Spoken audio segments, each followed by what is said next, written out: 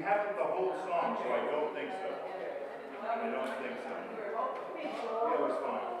Yeah. I have no idea.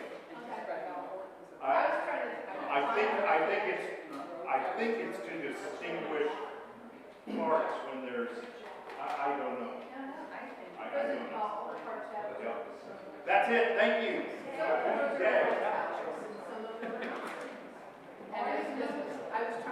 Well, like on page 9, the page I was just on, the top line's in italics, and then the rest of the page is not.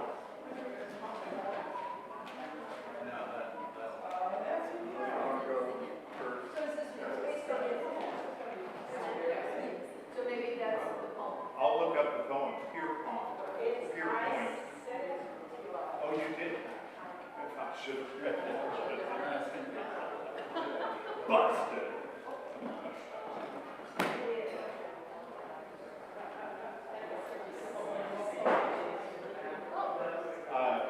Yeah, does everybody have a bulletin? Yes, they do. Oh.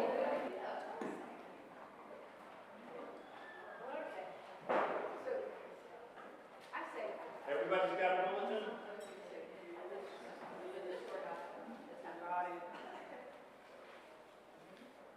I've been learning Italian.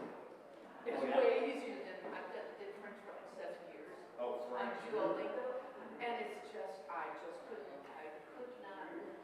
Everything sounds the same. There you have a word or a sound. It's like I just have to know what the whole sentence is before you figure out what the sentence is. Yes, treat everything like it's a who, not oh in German. But in Italian,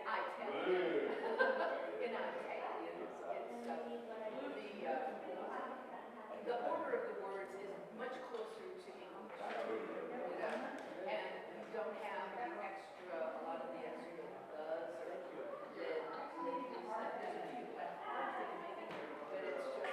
it's more, the rhythm is closer to what we say in English. And of course, I have to use this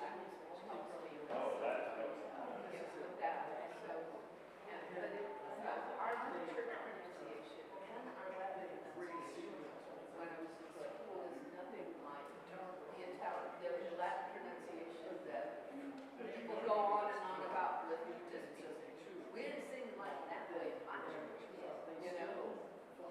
Like what? Do you remember?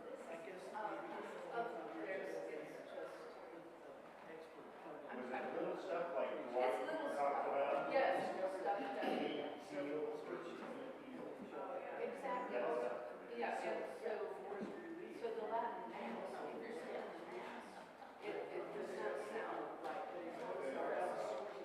Latin. And when you sing a Latin, especially in worship,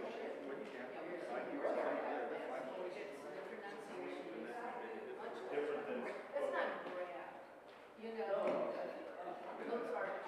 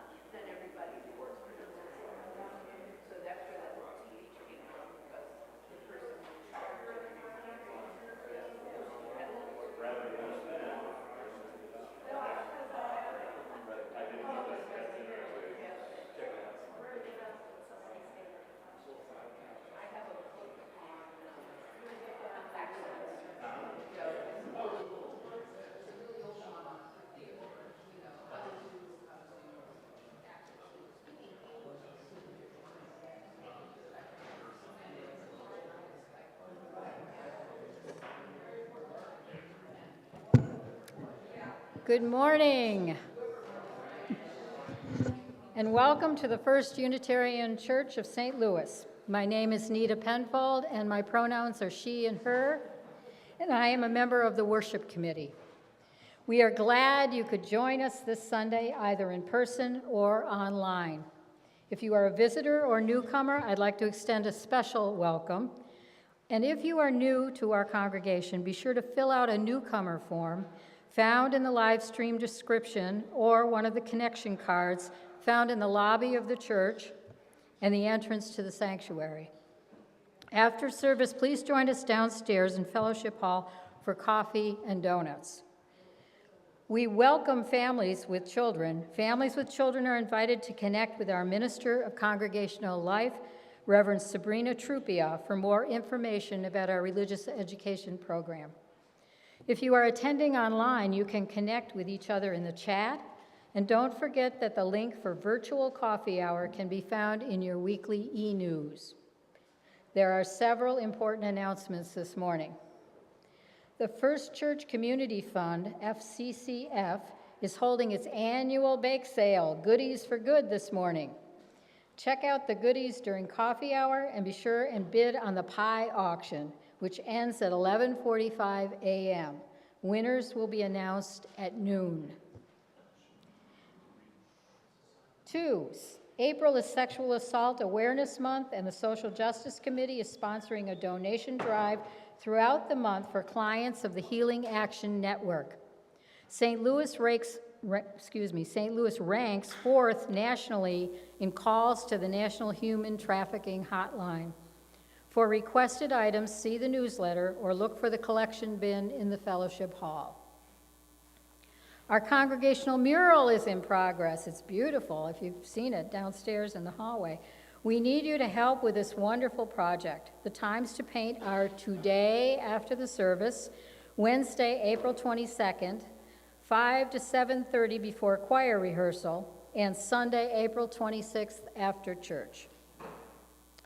Love at the Center Book Club and Environmental Justice Task Force, April 19th, meets this morning at 11:30 in the chapel to discuss justice on earth. And our annual fellowship dinner and new member recognition is Saturday, May 9th at 5:30 p.m. Sign up online or during coffee hour in Fellowship Hall. Now please center yourself in preparation for worship.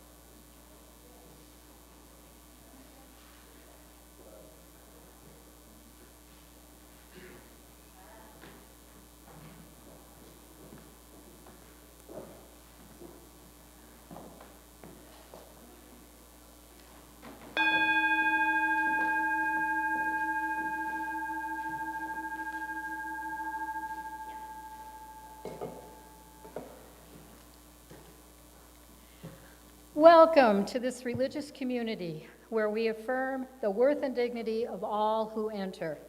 We gather in community, understanding we are all sacred beings, diverse in culture, experience, identity, and theology. Our values invite us to a shared journey of truth and meaning making. Together we foster a spirit of gratitude and generosity so that all may feel welcome and all can thrive. We are glad to be together today. Please enjoy our prelude, Menuetto by Richard Wagner, performed by Alan Hoffman.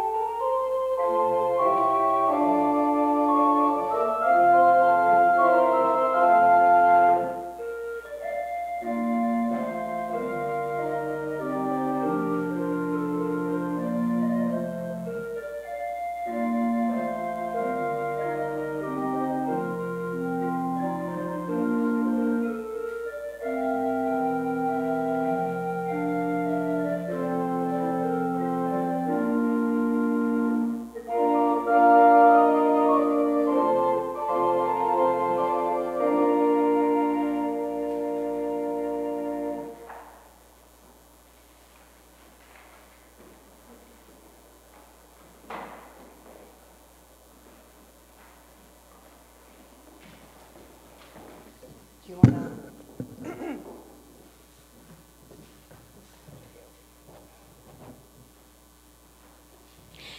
Good morning. Good morning. I am the Reverend Kim Mason, and I use she, her pronouns. And I'm the Reverend Sabrina Trupia, and I use they, them pronouns. Our Soul Matters theme for the month of April is embracing possibility. This morning, we invite you to embrace the possibility of healing ourselves and nature on this Earth Day weekend. We begin with words from the Reverend Gretchen Haley. Because the tides are rising, So must we. Rise, to this moment, rise, To this day, rise, to this life this place in the web, that is yours and ours, rise, because the earth remains. our only home, and we Fellow travelers, its only hope, for healing. wholeness, salvation. Rise, before the mystery, before the Big Bang, that started it all, that this infinite universe still takes notice of us, still feels the in and out of our breath. still holds us, connect us Rise or surrender with gratitude for this beauty, this chance to be a part of it all. to give back, to weave Life, past, present future, everywhere, always. as one. come, let us worship together. Now please rise as you are willing and able and join in our hymn of the month, number 112, Do You Hear?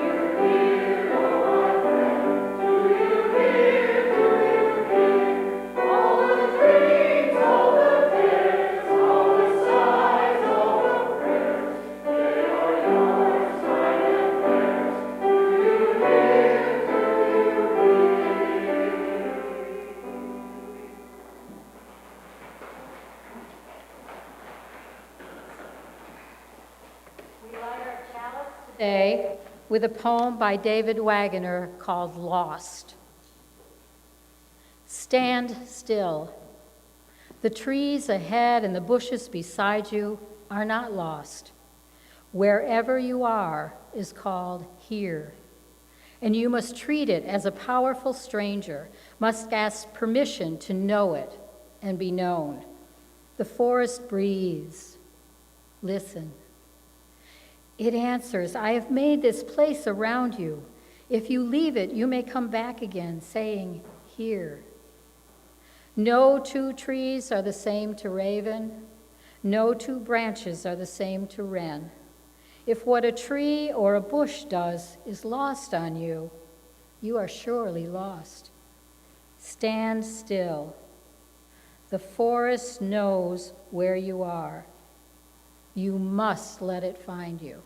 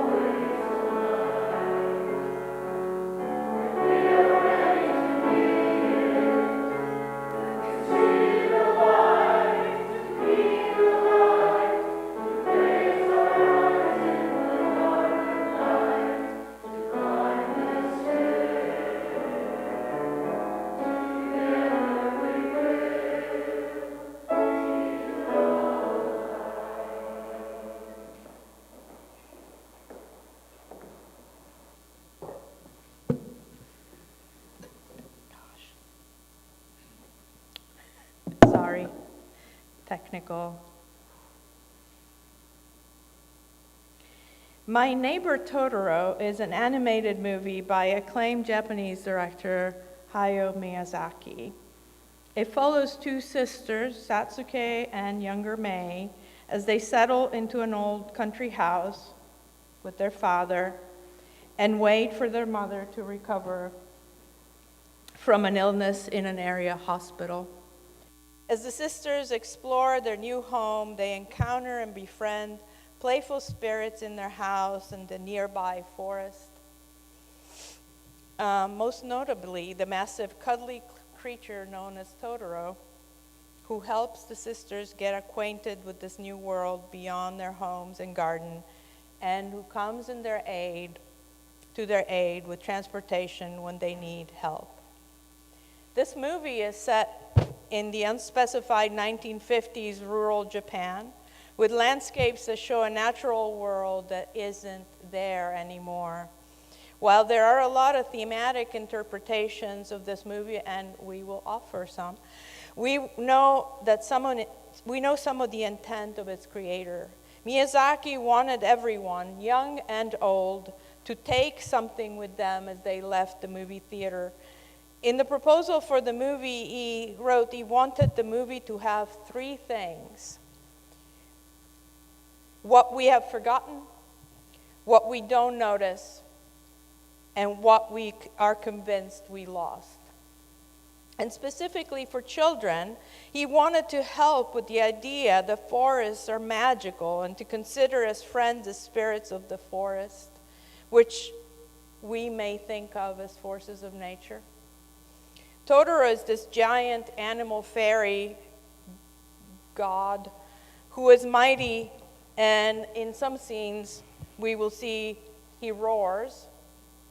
And yet the feeling is that we don't need to be afraid of natural phenomena. We need to befriend the renewal and rebirth that they bring. Miyazaki said of the Totoros, there are three. This is the big one. There's a medium one and a small one. That they are the goblins of the transitional phase of history when Japan hadn't been entirely modernized. Today we will show 4 scenes from the movie, and I think they're the most memorable. However, we highly recommend watching the entire movie. And we have an activity for you. I don't know. Good morning. So when you came in, you should have received 2 pieces of paper along with your order of service and the music insert. One of them is a nice square-shaped origami-sized piece of paper. And the other is some instructions. And it would take a few minutes if I ran through all of them with you. But what we know is that, kids, adults, people of all ages sometimes need things to do with their hands while they're sitting in a pew for an hour. And so these are origami instructions, and I promise you, I am not an experienced origami person, but you too can do it. And so there are instructions to create an origami Totoro. Now, if you have trouble following along, no worries. The goal is that you end up with these 2 little pointy bits at the top to make some ears, and you fold Totoro into like a kind of trapezoidal shape.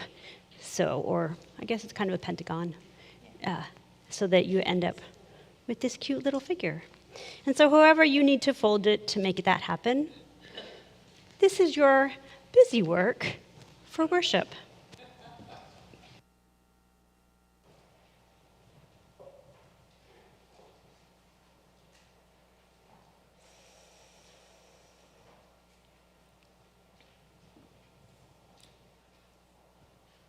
So the first scene is early in the movie. We have seen the dad and the kids move into this old house in the countryside and clean it and encounter the forest sprites.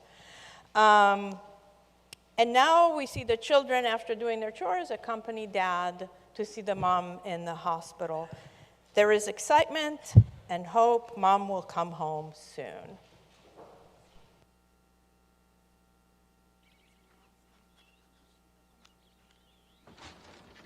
afternoon, ma'am. Hello, dear. Mommy! Hi, May. It's so good to see you.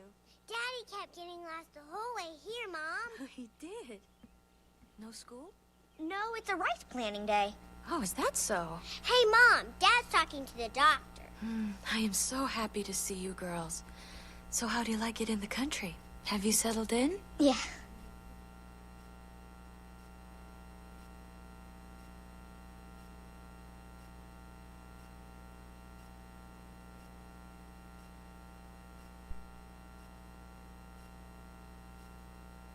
I want to start out by pointing out that I use the term environmental usually to describe this context, to refer to our human habitat and the things we need to live, clean air, the small range of temperature where we don't boil or freeze to death, food availability, a human habitat. It's the habitat of other creatures too, but this is what we need. And I use nature to indicate the natural world inside and outside our habitat.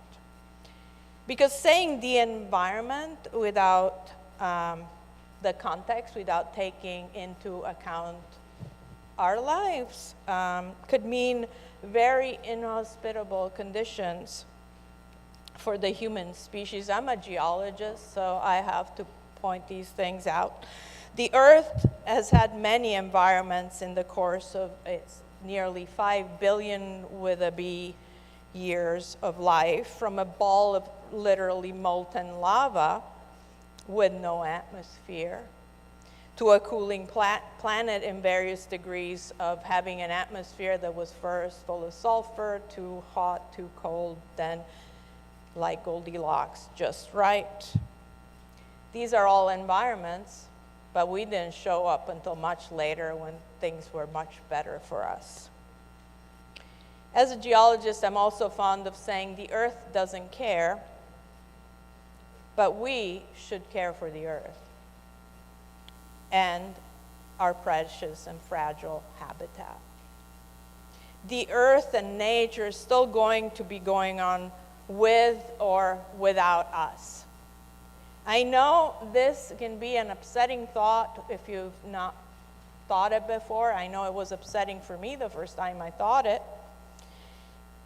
But all it's saying is that we humans are not at the center of the interconnected web of life.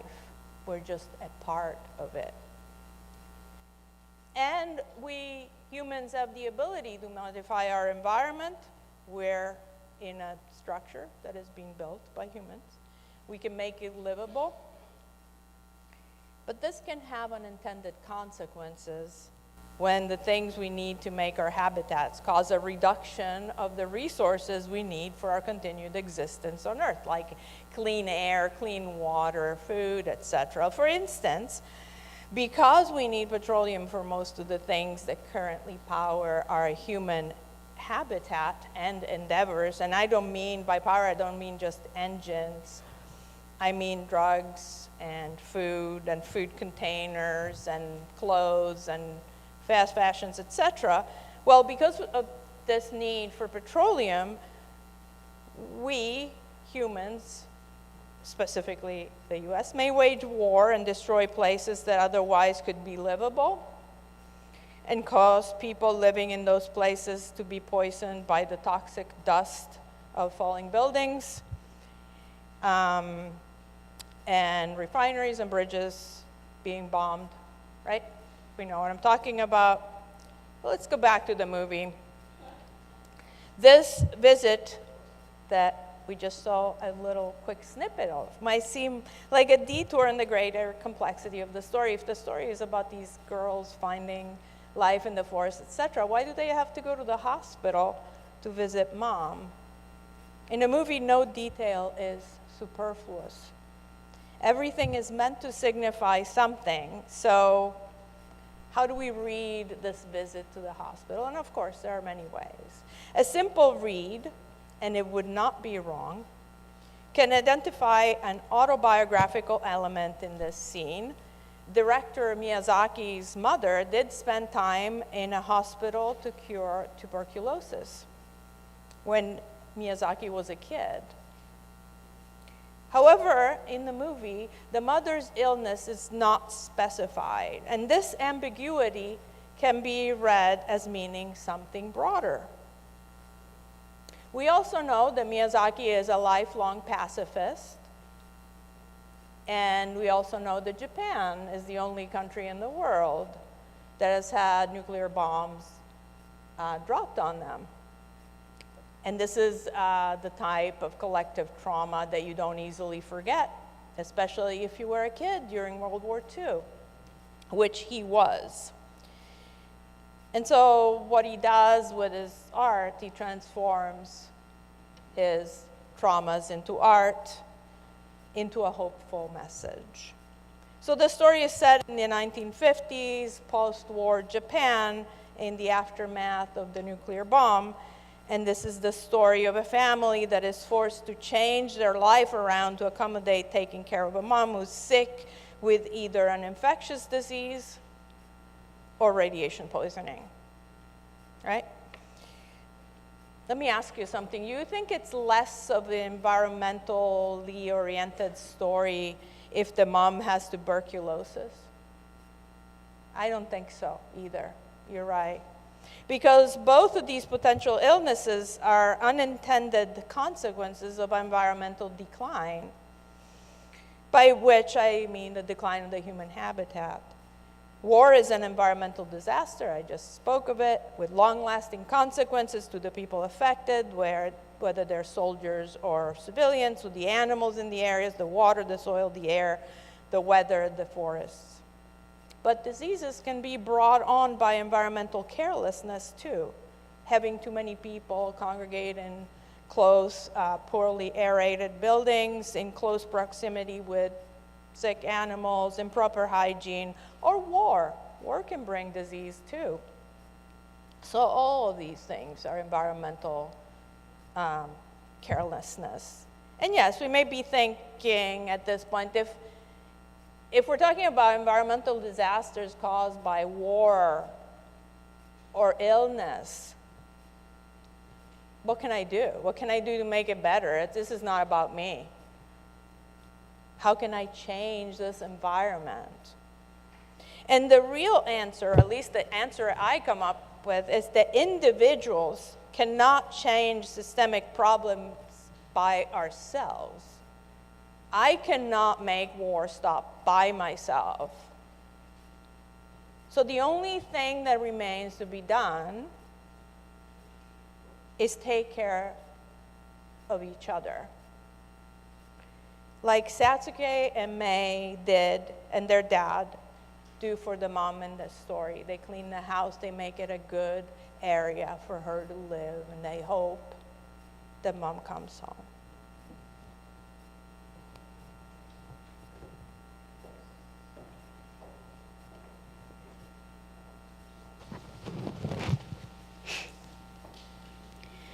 When we share our joys and concerns, we embrace community, support, celebration, and love.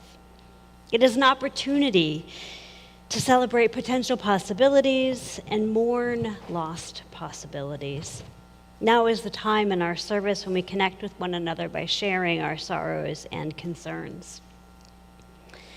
As I read our entries for this week, you are welcome to come forward and place a stone in the bowl for those things that are weighing you down, or blow bubbles on the way back to your seat, both, on your way back to your seat to celebrate those things that are lifting you up this week.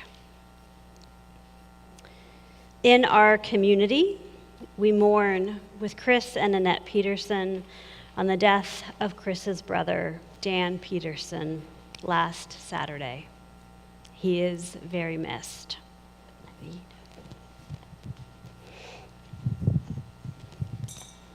And I'm having technical difficulties, and so the joys and concerns are right here.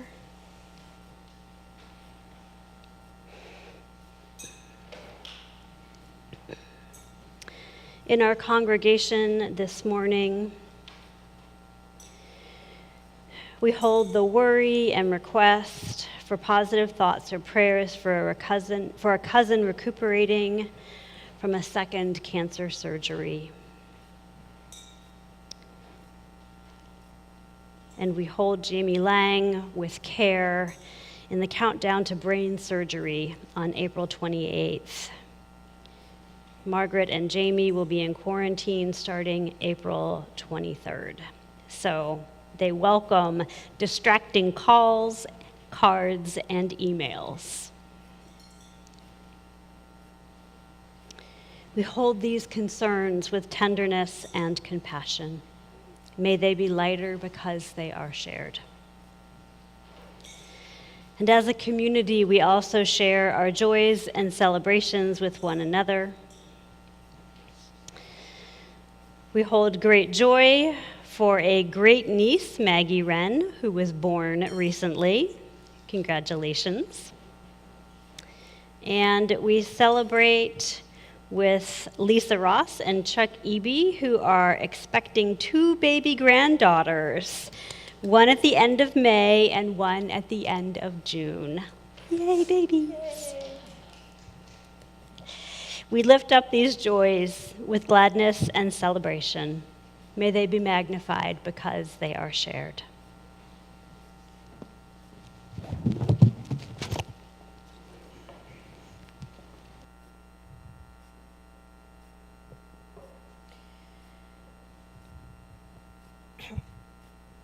With many joys and concerns remaining unspoken in our hearts and minds, please join me in a spirit of prayer and mindful attention. Dear Earth, forgive us for being distracted, for taking you for granted, and then once a year, maybe twice, maybe, remembering that we're all connected, making promises, and maybe not keeping them, except for those few of us who do, maybe more stubborn or younger, or living in a place that is becoming a new Silent Spring. We forget how tethered we are to you, and what we don't realize is that you can go on without us, but we need you to survive. Grant us, if you even can, that we may finally see how foolish we are. Please help us come together to repair our fragile niche and be less of a burden to you. These things we pray in the name of the Spirit that interconnects us all. Amen, and blessed be.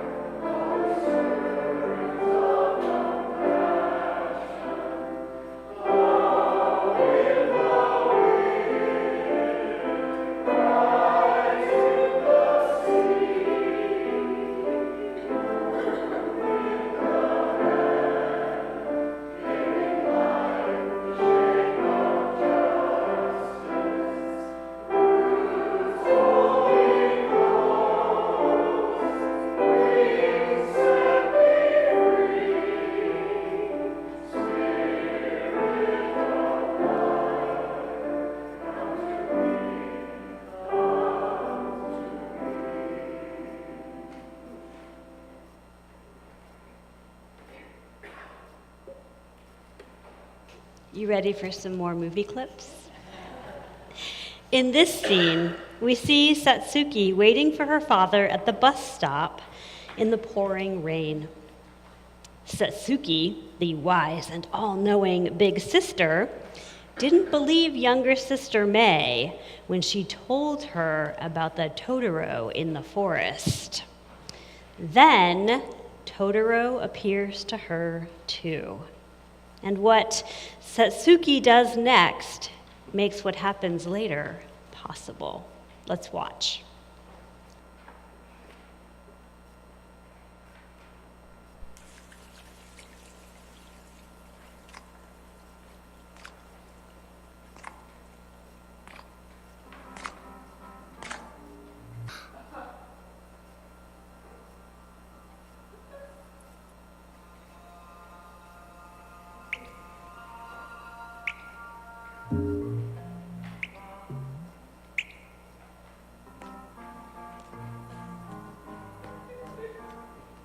Totoro?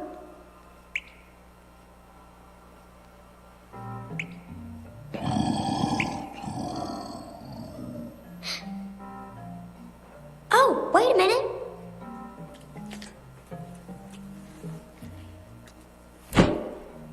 Here, try this. Hold it over your head, like this.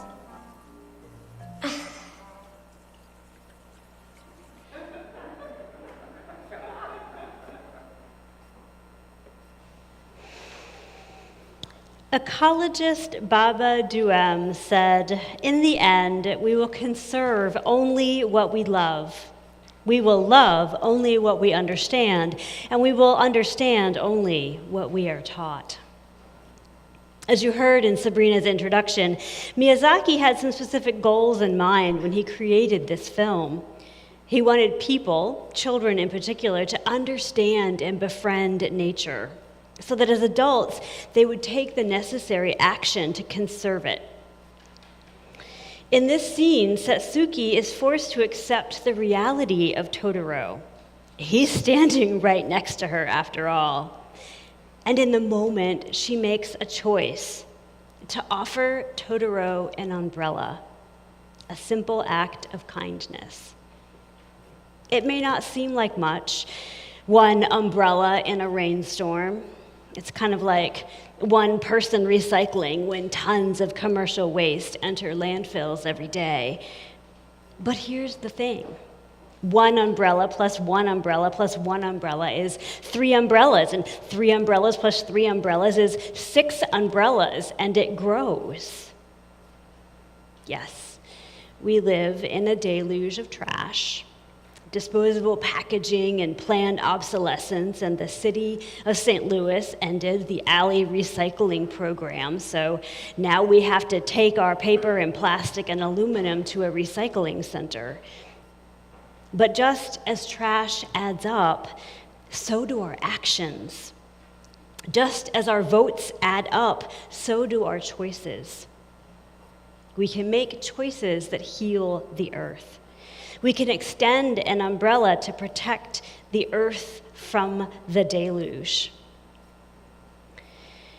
A self-identified pragmatist told me a few years ago that he did not recycle because the commercial industry contributes far more pollution than individuals. He's not wrong. Industry contributes nearly 70% of all pollution.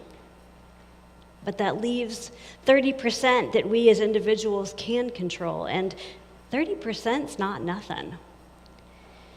Unitarian minister and chaplain to the U.S. Senate, Edward Everett Hale, famously said, "I am only one, but still I am one. I cannot do everything. And because I cannot do everything, I will not refuse to do something that I can do." And let's not forget, we can impact industry as well.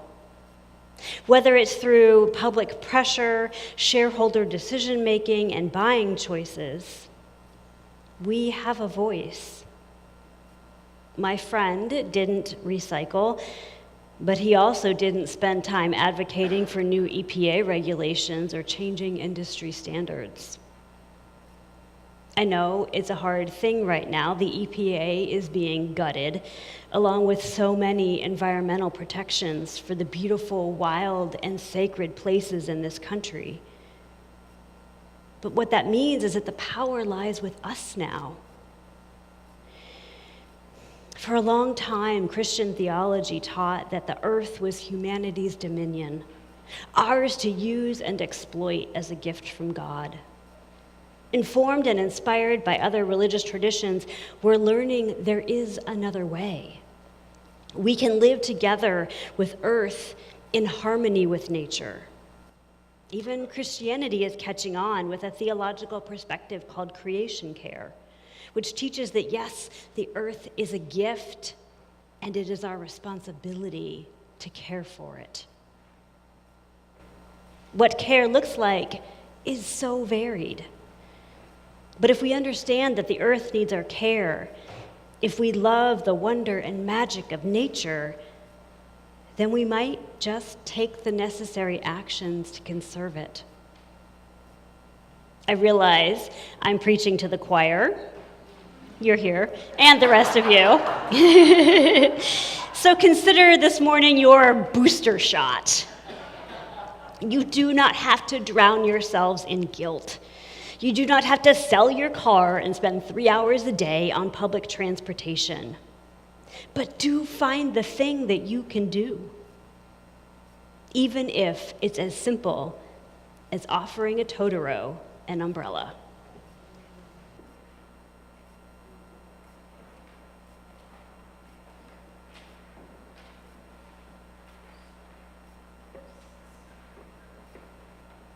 The First Unitarian Church of St. Louis strives to be a welcoming congregation, inspiring lives of loving kindness and integrity by nurturing spirituality, building community, and advancing justice.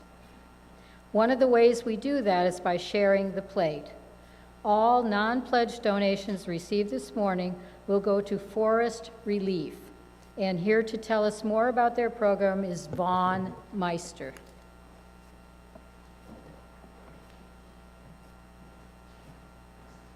Thank you so much.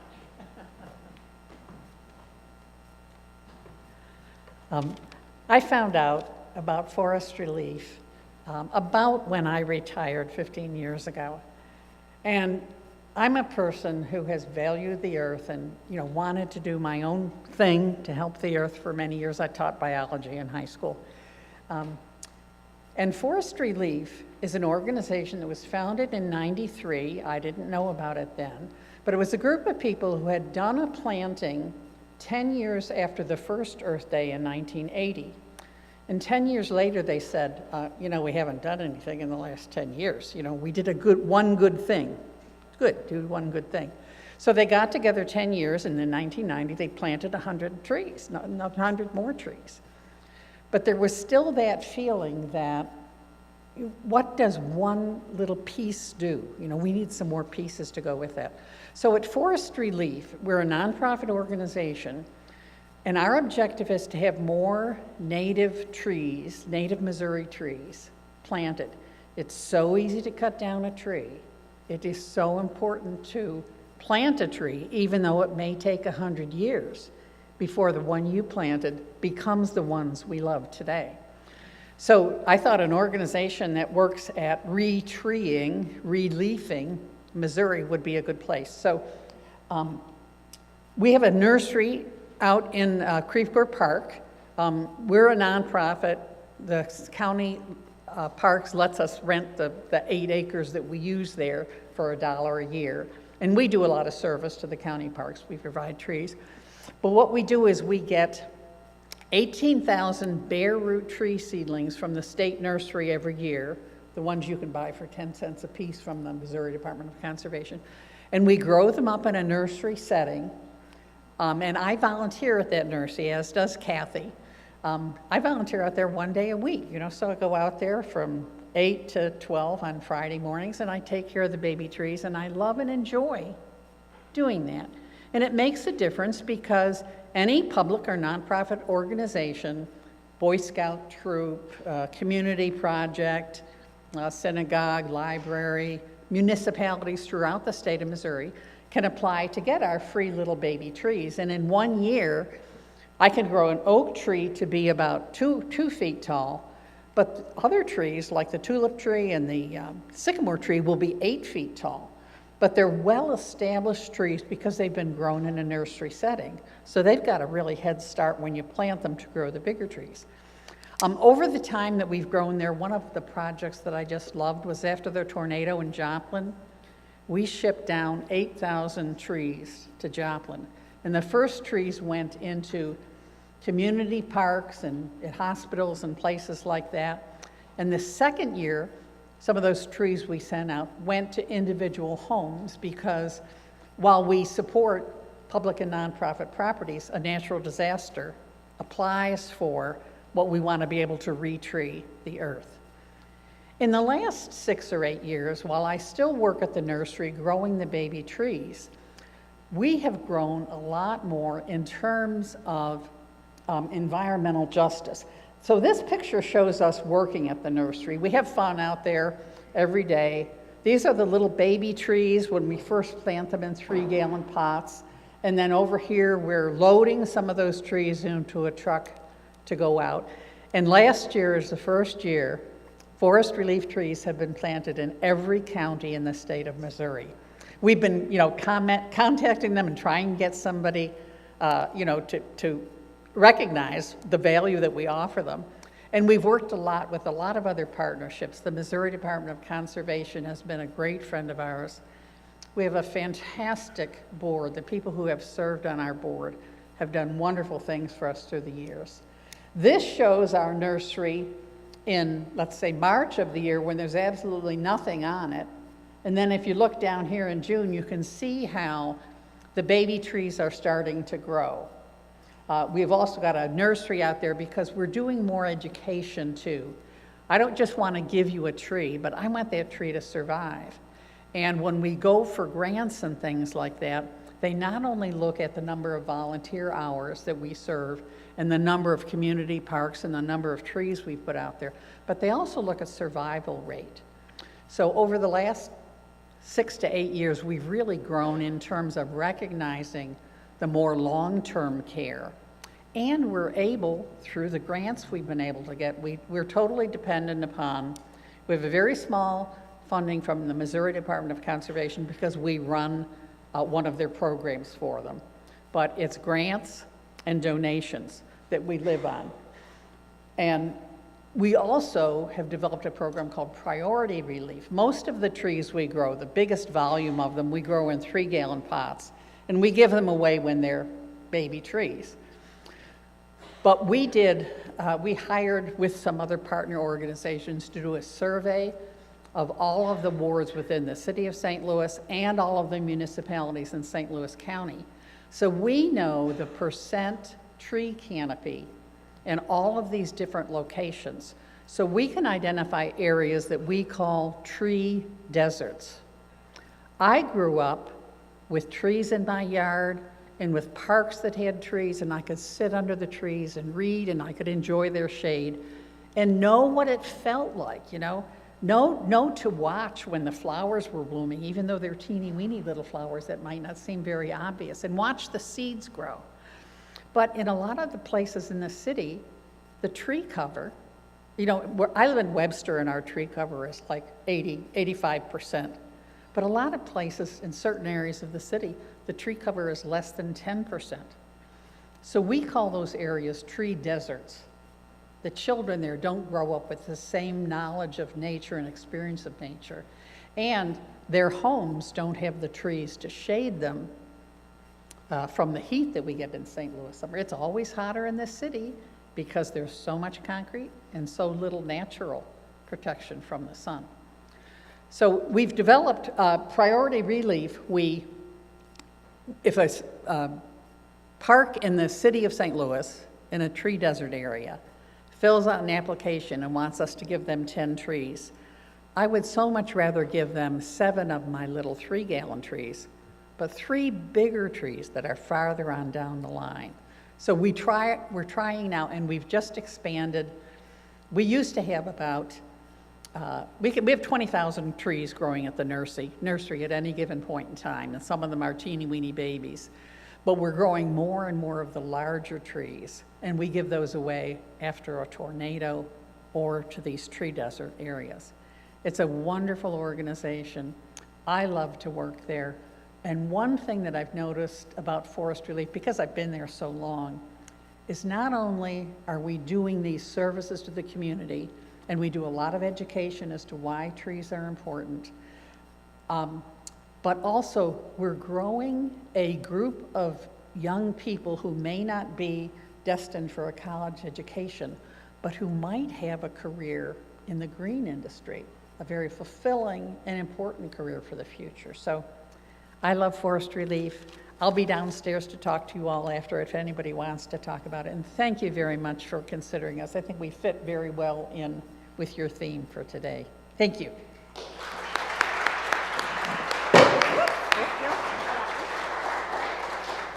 dropped your mic. I hope I didn't wreck it. All right, thank you. This morning's offering will now be received.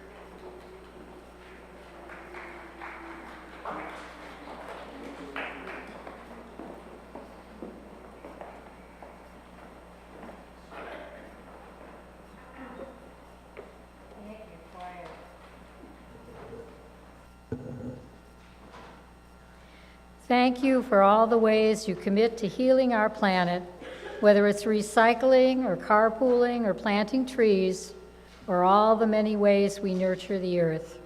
For commitment and for your gifts this morning, thank you.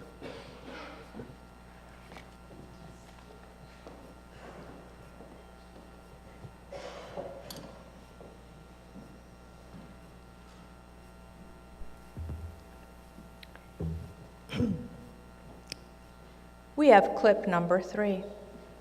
Before I present it, the context. After he got the umbrella, Totoro gives Satsuki and Mei a bundle of acorns.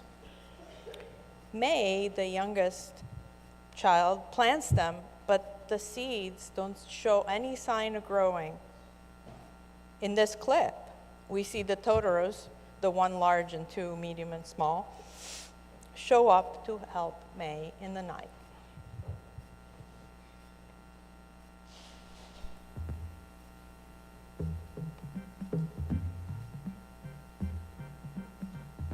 May!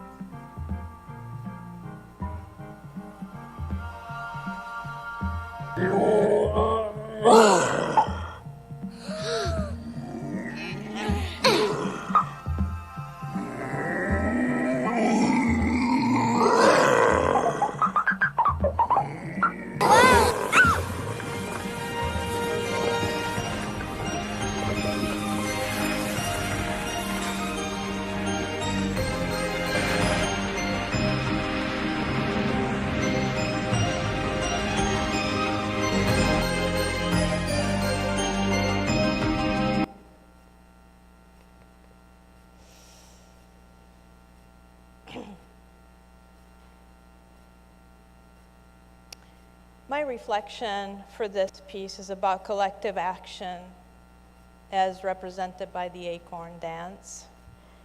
So what do we see in the scene? We see 2 human children and 3 kami or nature gods in Shintoism helping a big tree grow seemingly overnight or even faster than that, like a mushroom.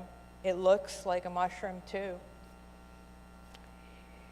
So this is the collective action, humans collaborating with the spark of the divine, realizing interconnection, and possibly producing vegetation. Well, as it is true for Scripture, there are also many ways to interpret other sources of wisdom, so like movies. So one interpretation of this scene can be that being attuned to nature is a spiritual practice that helps us be in harmony with the natural world and helps us preserve our own niche. So in this interpretation, the collective action is a collective of humans and human intentions with the willingness to believe we're not alone. And we don't talk about the forest deities that much because technically we don't know if they exist or not. It's dependent on faith. I feel we can go deeper than this. So like the first segment, I ended by saying that when the environmental degradation is systemic, all we can do is take care of each other. By which I don't mean just help each other when we need help, but also make sure we do what we can to stem off the environmental degradation to our habitat. I also pointed out the earth doesn't care, which specifically means it doesn't care to maintain a niche in which humans can thrive specifically. The earth, however, does take care of itself and of life within it. I don't know if any of you have seen the pictures they came out about 20 or 30 years ago of forests in Chernobyl, when it was still difficult for humans to go there without the big suits, anti-radiation suits. And yet there was a beautiful lush forest that if you looked at a picture, you wouldn't even be able to tell that it was full of radiation that is bad for us. So other life forms can thrive in environments that are not for us. There's even one mushroom there that has adapted to eating nuclear waste and producing good things. That's the thing about mushrooms, you know. They're a very good example of collaborative organisms. They do this individually and collectively because they are both singular and multiple. Let this be a lesson to us all. It has been discovered that fungi communicate with a vocabulary made out of at least 50 words that we can tell. And they also possess mycelia, or networks with which they get food and communicate with other plants and each other. So mushrooms are these fabulous creatures who help each other, and by doing so, they create an environment in which they thrive. The big tree looks like a mushroom, transformed by the cooperation between the kids, the acorns, and the spirits of the forest in that interpretation. So this could be the deeper environmental read of the acorn dance scene, that we humans need to support each other and make sure that everything, not just us, can thrive in our environment. And, like I said before, we cannot do it alone. We must listen to the earth. We need to understand and work collaboratively with the natural world, like mushrooms do, in order to undo the unintended consequence of building environments that are unsustainable and poisonous to us and things around us. And this is what we can take with us to collectively change course. One of the things that Miyazaki wanted to highlight in his movie were the landscapes, which is why I've encouraged to watch the whole movie, more landscapes. These were the landscapes of the border zones of Japan, or areas between mountains, foothills, and arable flatland. In Japanese, these places are known as Satoyama. Sato means village, and Yama means hill or mountain. These regions were developed through centuries of small-scale agricultural and forestry use. Unfortunately, around the time My Neighbor Totoro came out, which was the late 80s, Satoyamas were disappearing due to unchecked residential development. One of the successes of this movie, beyond the box office, is that it built awareness of the disappearance of Satoyamas. Remember, the intention of the movie was to have viewers understand what we have forgotten, what we don't notice, and what we're convinced we lost.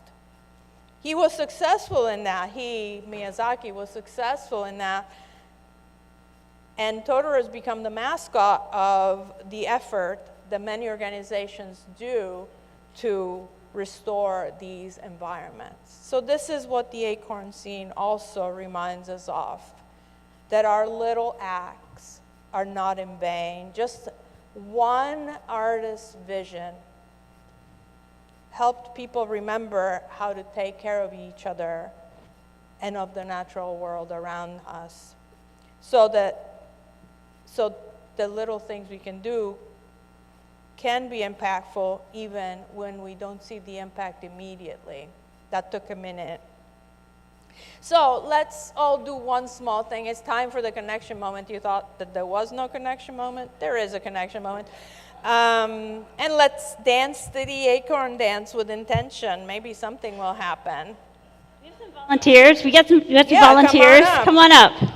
So we're going to teach it to you. So it's very simple, right? So it's prayer hands, bow, and celebrate. Rise. Prayer hands, bow, and celebrate. All right. You ready? We actually we're going to see your actions. All right, Mo, go ahead and hit play on our video.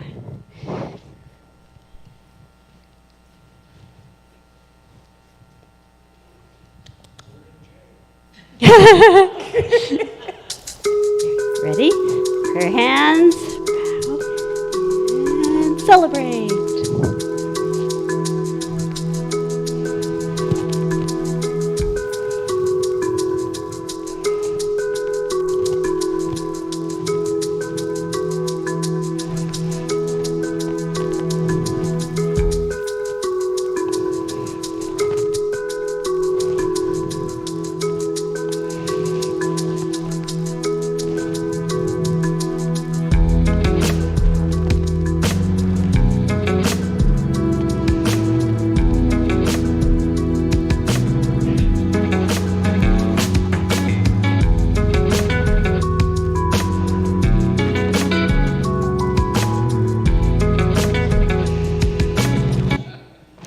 Woohoo! Look what you did! All right, please be seated.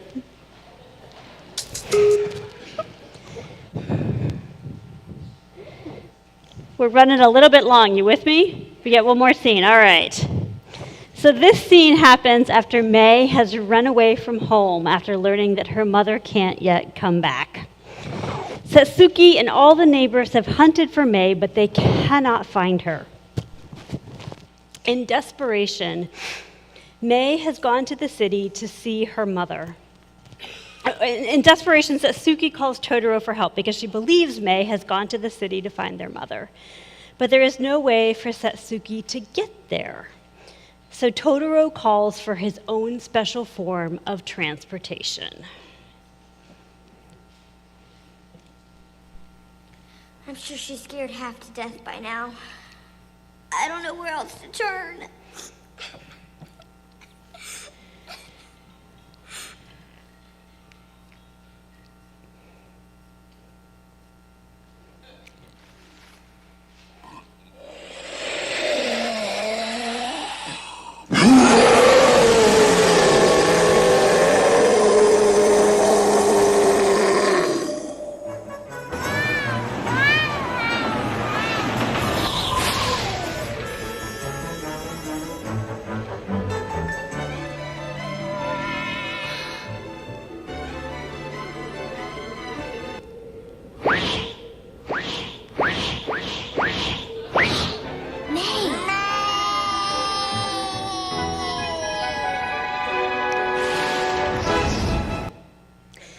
Ladies and gentlemen and friends of all rainbow designations, this is the cat bus.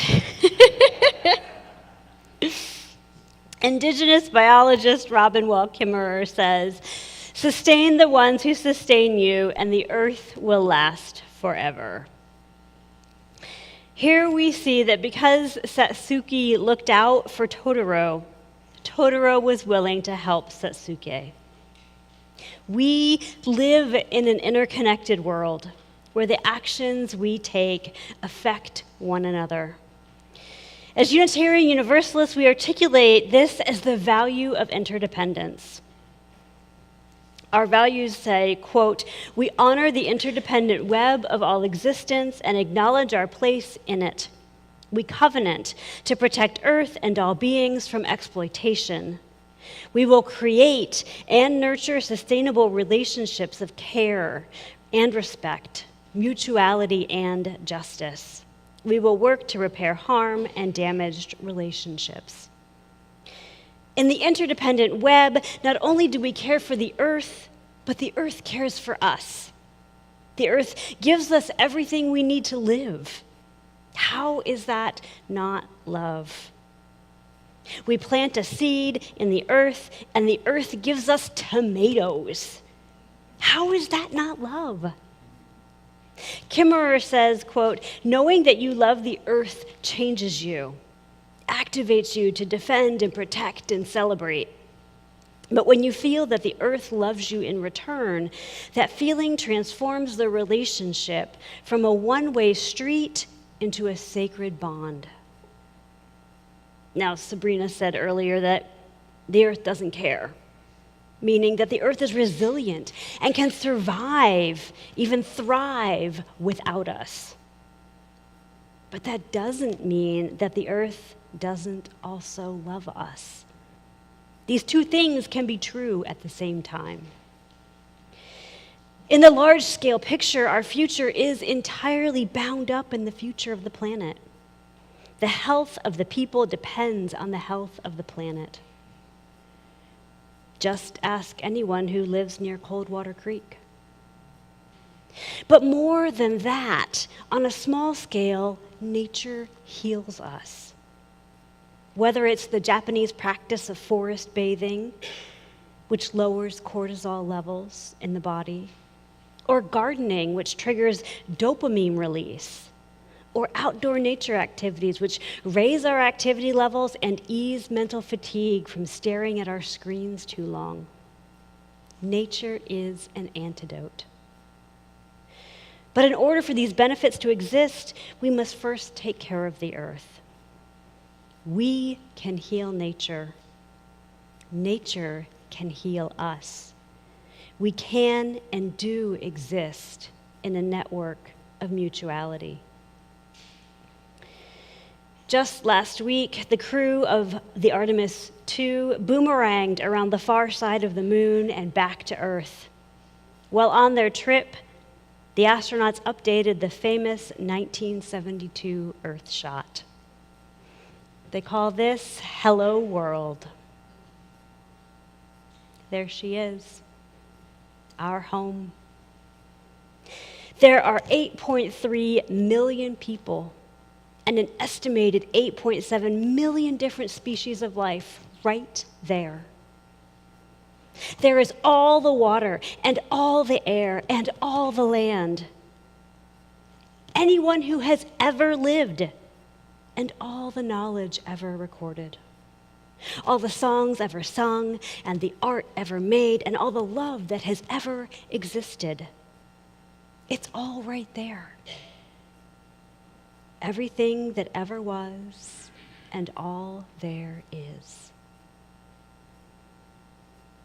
When you see it so plainly, our beautiful blue boat home sailing through space, you cannot help but open your heart to wonder, love, gratitude. If we start from this place, this 238,855 miles away view, this feeling of awe, the way forward for people and the planet is so very clear. Maybe we just need to switch our perspective, which is what Miyazaki was encouraging people to do with the film My Neighbor Totoro.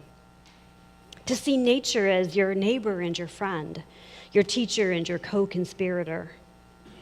Treat it with respect and appreciate its gifts.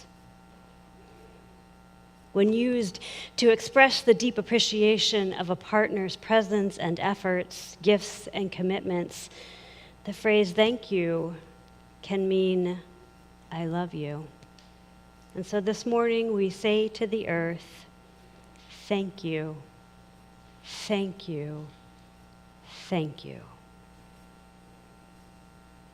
And we'll say it one more time in music.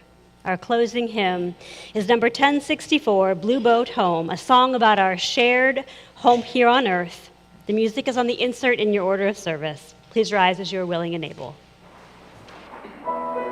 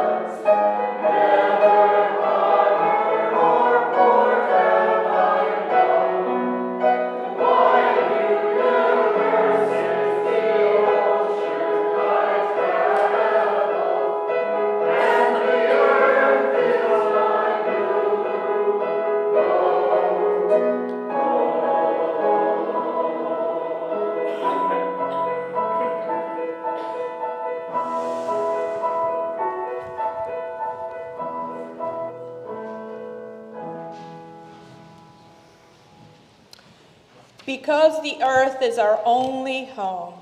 We rise. Because we have the power to heal the planet. We rise. Because our shared future is bound up together. We rise. To embrace a new day. Where the earth is treated with care. Where we practice reciprocity with nature. Where the web of life nurtures us all. May it be so. Amen. Blessed be. Go in peace. Please stay for the postlude, and as your final act of worship, please turn and greet your neighbor.